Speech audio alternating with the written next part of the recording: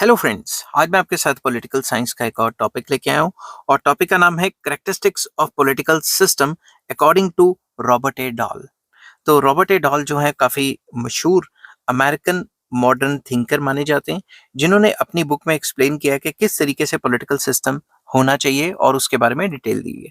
तो इस वीडियो में हम यही एक्सप्लेन करेंगे कि उनके हिसाब से जो पॉलिटिकल सिस्टम है वो क्या है और इसके क्या-क्या फीचर्स या कैरेक्टरिस्टिक्स हैं। अगर लॉन्ग क्वेश्चन में आए तो आपको इस तरीके से अटेम्प्ट करना है जिस तरीके से मैंने लिखा हुआ है। तो चलिए शुरू करते हैं। Robert A doll was a famous American modern thinker who has explained the characteristics of political system in his book Modern Political Analysis। वो एक फेमस अमेरिकन मॉडर्न थिंकर थे, पॉलिटिकल थिंकर थे, जिन्होंने एक्सप्लेन किया कि भाई किस तरीके से पॉलिटिकल सिस्टम काम करता है और इसके क्या क्या करेक्टरिस्टिक्स होते हैं। उनकी बुक का नाम था मॉडर्न पॉलिटिकल एनालिसिस। ठीक है। उसके बाद following are the characteristics of political system according to Robert A Dahl. Robert A Dahl के हिसाब से कौन कौन से जो करेक्टरिस्टिक्स है पॉलिटिकल सिस्टम के वो हम डिस्कस करेंगे। तो सबसे पहला आ जाता है uneven control over political resources. जितने भी पॉलिटिकल रिसोर्सेज हैं उनके ऊपर अनइवन कंट्रोल रहता है। ठीक है। According to Robert A Dahl there is uneven control on political resources in a political system. एक पॉलिटिकल सिस्टम के अंदर एक जो कंट्रोल रहता है पॉलिटिकल रिसोर्सेज के ऊपर वो अनइवन रहता है। सबको वही सेम एक्सेस नहीं रहता पॉलिटिकल रिसोर्सेज का जो कि होना चाहिए। समझ गए बात। According to Robert A Dahl a political resource is a means by which one person can influence the behavior of other person। तो उनका ये मानना था कि पॉलिटिकल रिसोर्स क्या है, एक मीन्स है, एक जरिया है, एक तरीका है जिससे एक इंसान दूसरे पर्सन के बिहेवियर को असर डाल सकता है। ठीक है। In political resources we can include money, information, food, threat to use power, jobs, friendships, right to vote, right to enact laws etcetera. तो उनका ये मानना था कि पॉलिटिकल रिसोर्सेज में क्या क्या चीजें आ जाती हैं, पैसा आ जाता है, इंफॉर्मेशन आ जाती है, खाना पीना आ जाता है और थ्रेट टू यूज पावर कि जोर जबरदस्ती कोर्सिव पावर का इस्तेमाल करना आ जाता है। राइट टू एनेक्ट के आप उस जो लॉज बने हुए हैं उनको एनेक्ट कर पाए। राइट टू वोट आ जाता है, फ्रेंडशिप्स आ जाती हैं, ये सारी चीजें, कानून आ जाते हैं, ये सारी चीजें आ जाती हैं जो कि पॉलिटिकल रिसोर्सेज में आ जाती हैं। और उनका मानना था कि जो पॉलिटिकल रिसोर्सेज हैं ये अनइवनली डिस्ट्रीब्यूटेड है। जो रूलिंग क्लास है वो ये सारे काम कर पा रही है और जो रूल्ड क्लास है, जो नीचे वाले लोग हैं, उनके पास कुछ भी नहीं है। ठीक है। According to Robert A Dahl the Dahl या डॉल, ये प्रोनाउंसिएशन में फर्क हो जाता है कई बार। Four factors responsible for uneven control of political resources. के फोर फैक्टर्स हैं जो रिस्पॉन्सिबल हैं जिनकी वजह से जो पॉलिटिकल रिसोर्सेज है वो अनइवनली जो है फैले हुए हैं कि कुछ लोगों के पास रिसोर्सेज है, बाकियों के पास नहीं है। सबसे फर्स्ट पॉइंट आ जाता है efficiency in work and this efficiency enables access to political resource. अगर कोई इंसान एफिशिएंट है काम करने में और वो काफी चुस्त चालाक है, चंट है, तो उसके पास ये रिसोर्सेज हो सकते हैं। तो आपको पता ही है सारे के सारे पॉलिटिशियंस चंट चालाक ही होते हैं, be it any party. B point आ जाता है basic differences from birth as a result of which some people fail and some people have access to political resources. दूसरा, जैसे कि हमारे जो है पॉलिटिशियंस कहते हैं परिवारवाद, परिवारवाद मतलब कि कुछ लोग बाय बर्थ ही उस पॉलिटिकल फैमिली या हाई फाई मिनिस्टर के घर पैदा हो जाते हैं और उनका जो क्या कहते हैं रिसोर्सेज पे जो कंट्रोल रहता है वो ज्यादा रहता है बनिस्बत वो लोग जो बहुत गरीब फैमिली में होते हैं, उनके पास जो पॉलिटिकल रिसोर्सेज हैं या जो वो रिसोर्सेज जो पॉलिटिकल सिस्टम में काफी इंपॉर्टेंट है वो कम होते हैं। तो सिंपल वर्ड्स में कुछ लोग मिनिस्टर या फिर पॉलिटिशियंस के घर में ही पैदा हो जाते हैं तो उनके पास रिसोर्सेज ज्यादा होते हैं और बाकियों के पास कम होते हैं। बाय बर्थ ही ये डिफरेंस भी हो सकता है, ऐसा मानना था उनका। Differences in physical and social heritage. हमारी फिजिकल हेरिटेज और सोशल हेरिटेज, इसकी वजह से भी जो इनमें जो डिफरेंसेस हैं जो क्लासेस के बीच में, उनकी वजह से भी जो पॉलिटिकल रिसोर्सेज हैं उसमें डिफरेंस आ सकता है। Differences in the capacity to take initiative and difference in objective. तो ये भी एक फर्क है। अगर किसी इंसान की कैपेसिटी कम है, अगर वो अच्छे फैमिली में पैदा हो जाता है, पॉलिटिशियन फैमिली में, फिर भी कैपेसिटी कम है, तो वो क्या पता आगे बढ़ के अच्छा काम ना कर पाए, पॉलिटिक्स में दोबारा ना आ पाए। मगर दूसरे वो लोग जिनकी कैपेसिटी काम करने की ज्यादा है, वो गरीब फैमिली में रह के भी आगे लीडरशिप्स में जा सकते हैं। एंड एक और है capacity to take initiative and differences in objective. अगर आपके ऑब्जेक्टिव्स आपके फॉलोअर्स से डिफरेंट है, आपके ऑब्जेक्टिव्स अलग हैं और आपके फॉलोअर्स के अलग हैं, तो मे बी आप इतना ज्यादा पॉपुलैरिटी हासिल ना कर पाओ, आपके हाथ में इतनी ज्यादा पावर ना आ पाए। ठीक है, तो इसमें वही है कैपेसिटी टू टेक इनिशिएटिव। अगर आप में कैपेसिटी है काम करने की और इनिशिएटिव लेने की, तो आपके पास रिसोर्सेज जो है पॉलिटिकल रिसोर्सेज ज्यादा आ जाएंगे, एंड वाइस वर्सा, मतलब अगर नहीं है तो नहीं आ पाएंगे। तो सेकंड आ जाता है पॉइंट इसमें, quest for political influence, very important. In each political system, there is a general tendency of every person to gain an effective influence on administration and decision making process of the government to fulfill his own interest and also those of his colleagues. Simple words में quest for political influence रहता है। Political system के under जितने भी individuals हैं वो ये हमेशा चाहते रहते हैं कि हर एक पर्सन चाहता रहता है कि उसका इन्फ्लुएंस रहे, किसके ऊपर इन्फ्लुएंस रहे, पॉलिटिकल इन्फ्लुएंस रहे, और डिसीजन मेकिंग जो प्रोसीजर है गवर्नमेंट का उसको वो असर डाल सके। जैसे हर एक इंसान चाहता है कि यार सरकार पेट्रोल के रेट बढ़ाई जा रही है, मैं क्या करूं कि सरकार तक ये आवाज पहुंच जाए कि भाई पेट्रोल के रेट कम करो, डीजल के रेट कम करो और ये महंगाई को कंट्रोल करो। तो हर एक इंसान इसमें पॉलिटिकल इफेक्टिवनेस गेन करता है, जिसकी वजह से वो गवर्नमेंट के डिसीजंस को असर डाल पाता है। क्योंकि अगर एक एक इंसान इकट्ठा होगा तभी तो जो है लोग इकट्ठे हो जाएंगे और फिर सरकार को अपने डिसीजंस पलटने पड़ जाते हैं कभी कभी। अगर नहीं भी पलटती सरकार तो अगली बार वोट ही नहीं डालेंगे। According to Robert A. Dahl, some members of the political system seek to gain influence over the policies, rules, and decisions un- unforced by the government, that is political influence. तो इसमें यह कहा गया है कि कुछ मेंबर्स हैं political system के जो गेन कर लेते हैं इन्फ्लुएंस ओवर द पॉलिसीज, जो पॉलिसीज हैं सरकार की उनको वो पूरा कंट्रोल करते हैं, रूल्स एंड डिसीजंस को कंट्रोल करते हैं, और अपना अपना जो राय है, जो अपने व्यूज हैं उसके हिसाब से पॉलिसीज बना के लोगों के ऊपर थोप देते हैं या फिर उन पे इम्प्लीमेंट कर देते हैं। इसको पॉलिटिकल इन्फ्लुएंस कहा जाता है। तो जब आप देखेंगे जब भी कोई गवर्नमेंट्स होती हैं उनमें मेन मेन बंदे होते हैं, जो उन पार्टीज में मेन मेन जो मिनिस्टर्स होते हैं वो अपने विचारधारा या अपने व्यू पॉइंट के हिसाब से पॉलिसीज बनाते हैं और उन पॉलिसीज को इम्प्लीमेंट कर देते हैं। इसी को पॉलिटिकल इन्फ्लुएंस कहा गया है। ठीक है, रॉबर्ट ए ढाल की थ्योरी में। थर्ड पॉइंट आ जाता है uneven distribution of political influence, कि कई लोगों के पास इन्फ्लुएंस है कईयों के पास नहीं है। रॉबर्ट ए ढाल is of the view point, वो इस व्यू पॉइंट के थे, that in political system few persons have large resources by virtue of which they can exercise their influence on the government to get decisions made in their favor. On the other hand, the persons with limited resources fail to get things done as they wish. उनका ये मानना था कि political system में कुछ लोग होते हैं जो पॉलिटिकली काफी ताकतवर हैं, उनके पास सारे रिसोर्सेज भी हैं, वो लोग अपनी बात मनवा लेते हैं, वो लोग अपनी बात के हिसाब से काम करवाते हैं, अपने हिसाब से रूल्स रेगुलेशंस बनवा लेते हैं। और कुछ लोग जिनके पास रिसोर्सेज नहीं है या लिमिटेड रिसोर्सेज हैं, वो गवर्नमेंट में जाके या गवर्नमेंट को इन्फ्लुएंस करके गवर्नमेंट के डिसीजंस को चेंज नहीं कर पाते। तो इसमें बताया हुआ है कि अनइवन डिस्ट्रीब्यूशन है पॉलिटिकल इन्फ्लुएंस का। अब मैं एग्जांपल देता हूँ, जो हमारे कंट्री में सबसे बड़े बड़े बिजनेसमैन हैं वो सरकार को पॉलिटिकल फंडिंग कर करके बिजनेस को इन्फ्लुएंस करवा सकते हैं, सरकार की नई नई पॉलिसीज ला सकते हैं। मगर दूसरी तरफ अगर कोई छोटा बिजनेसमैन है, कोई छोटा रेडी वाला है जो फ्रूट बेच रहा है, सब्जी बेच रहा है, कोई सामान बेच रहा है, वो गवर्नमेंट को इन्फ्लुएंस कैसे करेगा? गवर्नमेंट तो उसकी सुनेगी नहीं। समझ के बात? तो uneven distribution of political influence होता है, ऐसा रॉबर्ट ए ढाल का मानना था।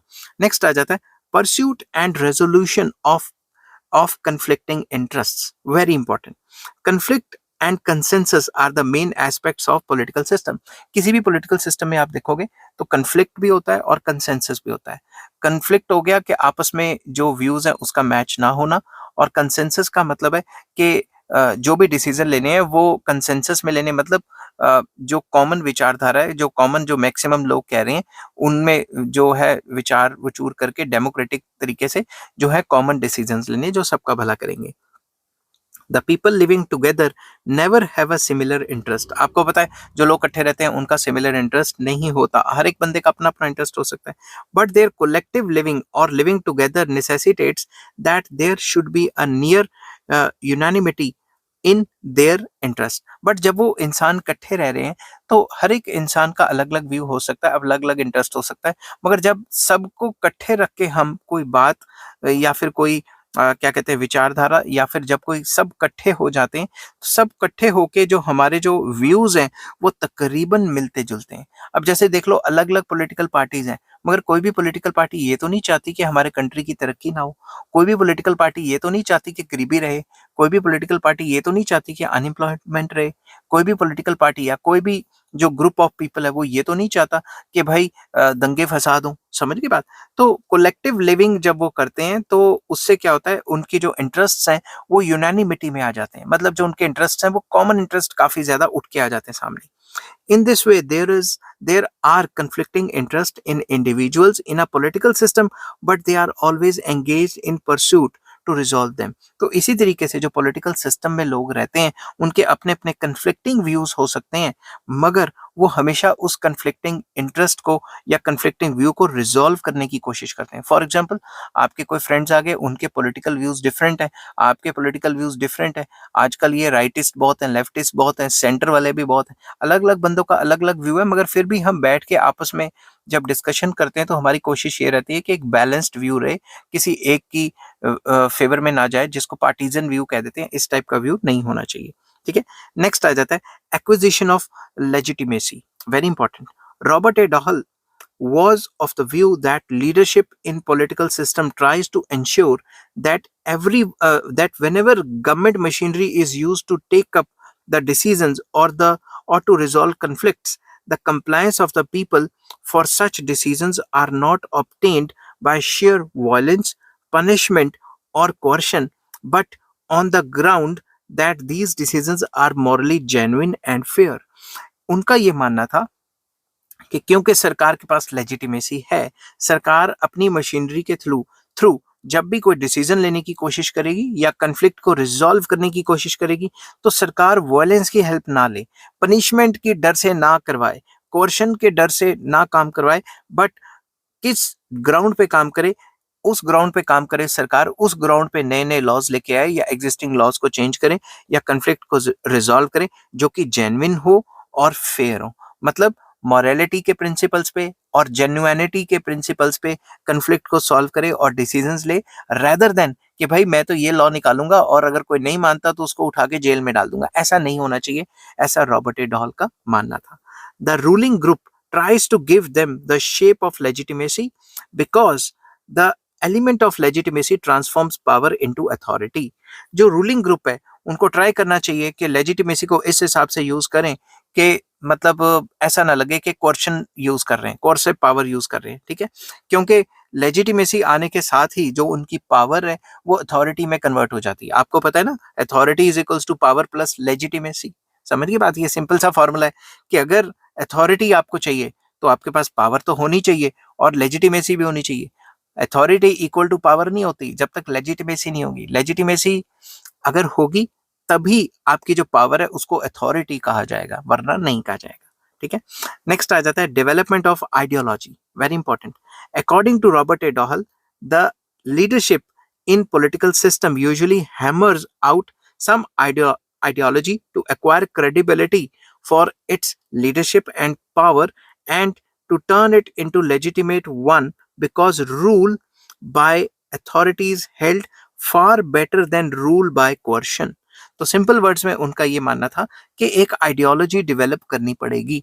फॉर एग्जांपल, जब भी कोई पॉलिटिकल पार्टी इलेक्शन के टाइम पे आती है तो हर एक पॉलिटिकल पार्टी की अपनी आइडियोलॉजी होती है, वो उस आइडियोलॉजी को एक्वायर करती है कहीं से या फिर कुछ भी करती है, वो आइडियोलॉजी को लोगों के अंदर फैला देती है कि भाई हमारा लीडर ऐसा है, वो ये करेगा, अगर इलेक्शन में आ गया ऐसा है जी, वैसा है जी। ठीक है, तो उस चीज को फैलाने की कोशिश की जाती है और जब वो चुन के आते हैं तो उसी आइडियोलॉजी के ऊपर काम करते हैं, ना कि कोर्शन के रूल के ऊपर काम करते हैं। मतलब जोर जबरदस्ती से काम नहीं करते, जिन लोगों ने उनको चूज किया है उन्हीं लोगों के व्यू पॉइंट को आगे लेके आते हैं। तो सिंपल वर्ड्स में आइडियोलॉजी के ऊपर काफी ज्यादा मतलब काम करते हैं।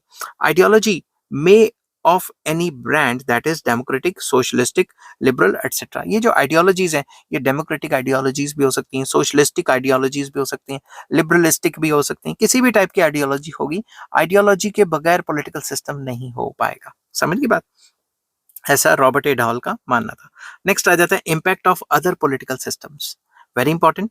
Robert A Dahl is of the view that no political system can escape the influence of the other political systems. उनका ये मानना था कि ऐसा कभी नहीं हो सकता कि एक पॉलिटिकल सिस्टम दूसरे पॉलिटिकल सिस्टम से असरदार ना हो या उनको असर ना करे। No political system can function in isolation. कोई भी पॉलिटिकल सिस्टम आइसोलेशन में काम नहीं कर सकता, अकेला रह के काम नहीं कर सकता। It has to take note of international law, treaties, agreements, et cetera etcetera.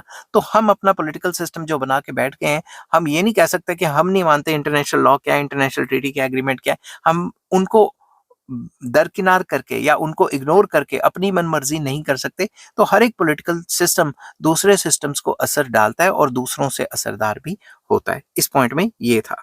ठीक है। नेक्स्ट आ जाता है इनएविटेबल ऑफ चेंज, मतलब चेंज तो होएगा ही होएगा। Robert A doll believes that change is the law of nature, मतलब जो चेंज आना है वो तो कुदरत का कानून है, वो तो आना ही आना है। So the occurrence of change in political system is natural. तो ये नेचुरल है कि भाई पॉलिटिकल सिस्टम भी टाइम टू टाइम चेंज होगा। Every political system admits of change keeping note of time and situation. जो हर एक पॉलिटिकल सिस्टम है वो चेंज होता है और देखता है कि किस हिसाब से चेंज होना है, किस टाइम पे क्या क्या चेंज होना है, सिचुएशंस के हिसाब से चेंज हो जाता है। Famous Greek philosophers Plato and Aristotle also accepts the quality of change in political system. जो प्लेटो है और एरिस्टोटल, जिसको अरस्तु भी कहा जाता है, वो जो ग्रीक फिलोसफर्स हैं वो भी ये मानते थे कि टाइम टू टाइम चेंजेस आते हैं। The supporters of democracy are of the opinion that after the establishment of democracy, no change will take place any further. But this viewpoint is not correct because the changes keep on taking place even in democratic order. कुछ जो democracy को support करते हैं वो ये मानते हैं कि भाई डेमोक्रेसी के बाद कुछ आ ही नहीं सकता, डेमोक्रेसी आ गई तो कहानी खत्म होगी, उसके बाद पॉलिटिकल सिस्टम में चेंज नहीं आएगा। मगर आपको पता है डेमोक्रेसी में भी लगातार चेंज आता जा रहा है, डेमोक्रेसी की काम करने के तरीके में भी चेंज आ रहा है। आजकल जो मॉडर्न थिंकर्स है वो ये कह रहे हैं कि democracy is a dictatorship, is like a dictatorship of majority on minority. कि डेमोक्रेसी के हिसाब से काम करो तो उसका मतलब ये होता है कि हर एक को अपना राइट दो, मगर डेमोक्रेसी का मतलब ये आजकल निकल के आ रहा है, जो मॉडर्न थिंकर्स कह रहे हैं कि मेजॉरिटी जो बंदे होंगे उनकी सरकार बनेगी और वो अपने हिसाब से काम करेंगे, माइनॉरिटी को नहीं देखेंगे। तो it is like a dictatorship of majority. समझ गए बात? तो अब इसको कंक्लूड करते हैं।